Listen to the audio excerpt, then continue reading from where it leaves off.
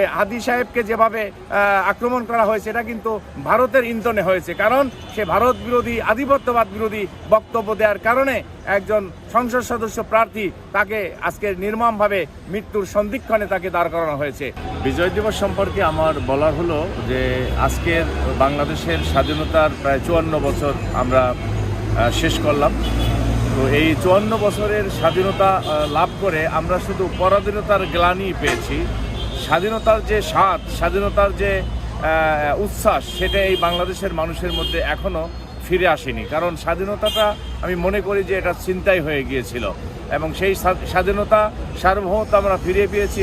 গত 24শে জুলাই আগস্টে আমরা যে আন্দোলন সংগ্রাম করেছি, এদেশের আপামর জনগণ এবং ছাত্র জনতা জীবন দিয়ে আমরা আমাদের স্বাধীনতাকে ফিরিয়ে এনেছি।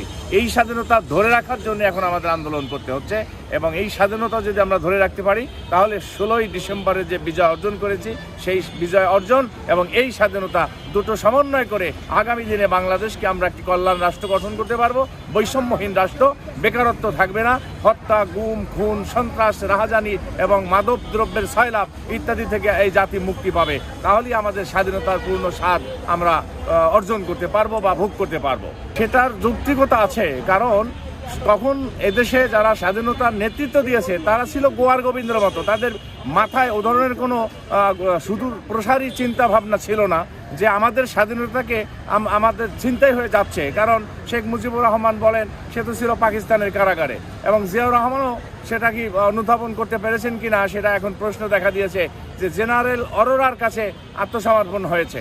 এটা কিন্তু ভারতের ছিল, ওই সৈন্যবাহিনী এবং সেনাপ্রধান যারা ছিল তা ভারতের ছিল। তো ভারত তো সেটাকে চিন্তাই করে নিয়ে গেছে। আমার দেশের ভূমিতে, আমার মাতৃভূমিতে এই ধরনের একটা ঘটনা তারা ভারত ঘটিয়ে গিয়েছে, এটা প্রতিবাদ করার মতো জ্ঞান এবং সেই সুদূর প্রসারী চিন্তা এদেশের রাজনীতিবিদদের ছিল না।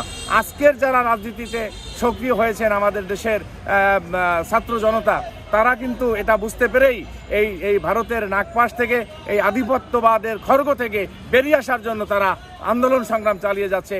আর সেই আন্দোলন সংগ্রাম করতে গিয়েই পদে পদে আমাদেরকে অনেক মেধাবী ছাত্রদেরকে, মেধাবী জনগণ, মেধাবী সম্পদ আমাকে হারাতে হচ্ছে। আজকে দেখেন এই শরীফ যিনি হাদি সাহেবকে যেভাবে আক্রমণ করা হয়েছে এটা কিন্তু ভারতের ইন্ধনে হয়েছে, কারণ সে ভারত বিরোধী আধিপত্যবাদ বিরোধী বক্তব্য দেওয়ার কারণে একজন সংসদ সদস্য প্রার্থী তাকে আজকে নির্মমভাবে মৃত্যুর সন্ধিক্ষণে তাকে দাঁড় করানো হয়েছে। এটার আমরা তীব্র প্রতিবাদ জানাই এবং আল্লাহর কাছে ফরিয়াদ জানাচ্ছি, দেশের মানুষ আমরাও জানাচ্ছি, আল্লাহ যেন দ্রুত তাকে আমাদের মাঝে ফিরে আনেন এবং যে হাদি সাহেব যেন আমাদের আবার এই নেতৃত্বর হাল ধরতে পারেন। এটাই আমাদের স্বাধীনতার আজকের অর্জন এবং আমাদের চাওয়া পাওয়ার বিষয়।